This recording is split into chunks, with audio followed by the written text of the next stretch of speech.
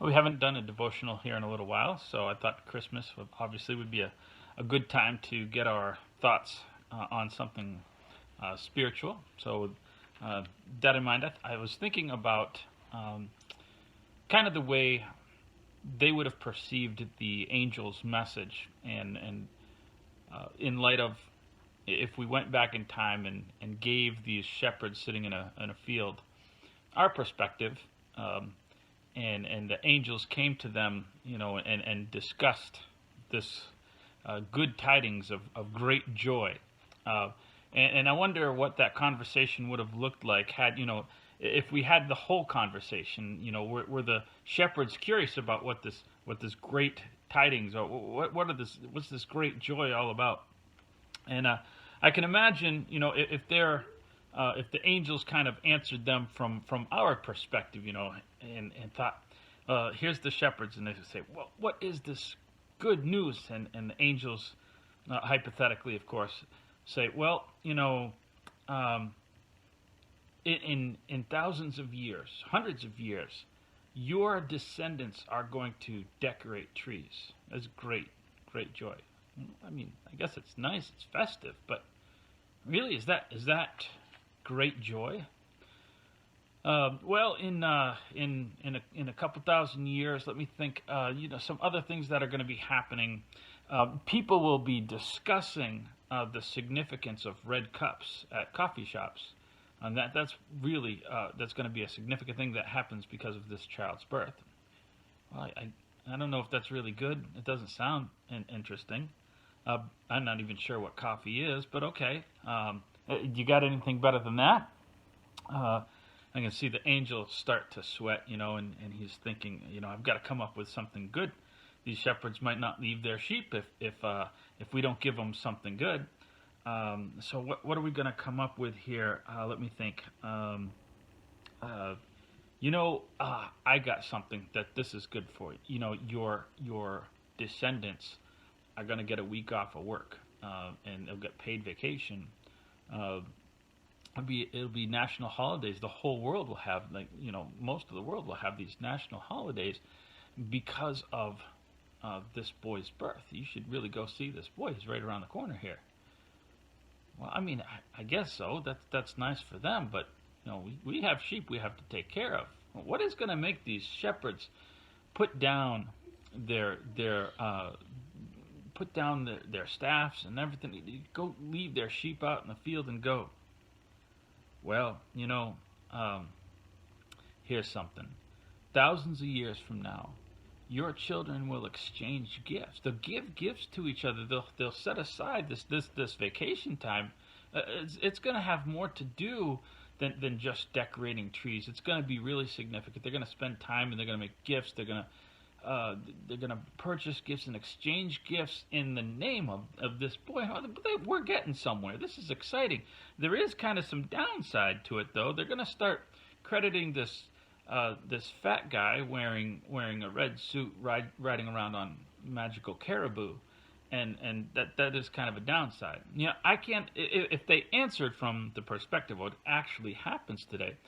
I actually have a hard time believing that these shepherds would have left their flocks in the field and gone to see this baby. This must not be that significant of a baby if that's all he's going to accomplish. But good tidings of great joy. What makes good news? What makes good news? Well, I suppose there's lots of things that make good news, something unexpected or what have you. But I want you to think about this from a different perspective here also. And that is talking about what Jesus said when he got here, because Jesus says something that differentiates a little bit from what the angels came and said, because they came and we know the phrase very well, and it's in our songs and we love it. It's very nice. It's a feel good thing, peace on earth and goodwill to men. Wow, yes, the whole choir of angels singing this, and you wonder, Jesus gets here, did he not know what these angels were singing? Because someone asked him something, and he says, I didn't really come to bring peace on earth, but I came to bring a sword. I'm like, wait a minute. We had some angels here, and they came with a different message than what you're telling us. And they said you were going to bring peace on earth. No, I'm not here to bring peace on earth. Well, what makes good news? What is good news composed of? What does it have in it? And I think kind of the answer that brings a lot of this stuff together is in Matthew chapter 121. It's actually not the birth story. It's a little bit before. It's when when the angel comes to tell Joseph and Mary about the birth of Jesus. And there's a couple of things, actually. We think of all the good stuff and the nice stuff. When the angels come to Mary, he tells her, a sword is going to pierce your own soul, right?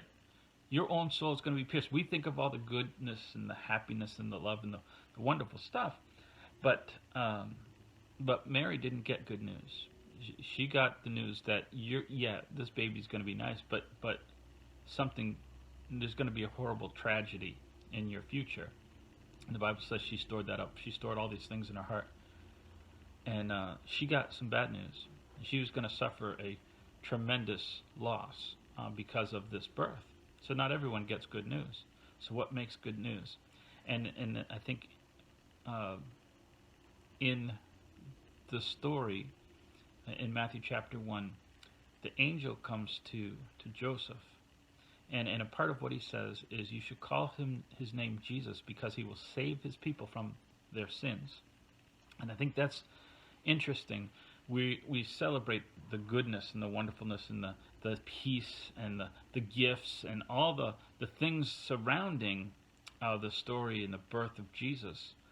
But what makes the good news is actually the bad news. The bad news is that people have sins. That's the bad news. And a lot of times you get bad news. You have a health problem. People get news all the time. It's bad.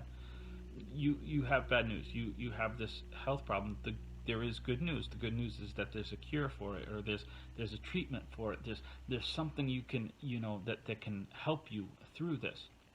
And so we get good news, but without the bad news, the good news wouldn't make sense. And so the good news that the angels bring has something to do with the bad news. That's why Jesus says, I didn't come to really bring peace just to make everybody happy, but I came to give some bad news, and some people aren't going to like it. Some people aren't going to accept it, that they have sin and they need to change and accept this.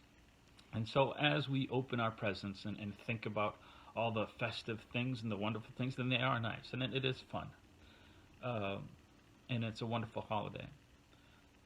But take a moment to reflect on the fact that the reason for all the celebrating, all the gifts and all the things that we do, the remembrance of a birth of a child, the child was born because I had sin. And that was his whole reason for coming here and for living and eventually suffering a great tragedy. There is good news, but there's bad news as well. And so hopefully we can take the good side of that in the end.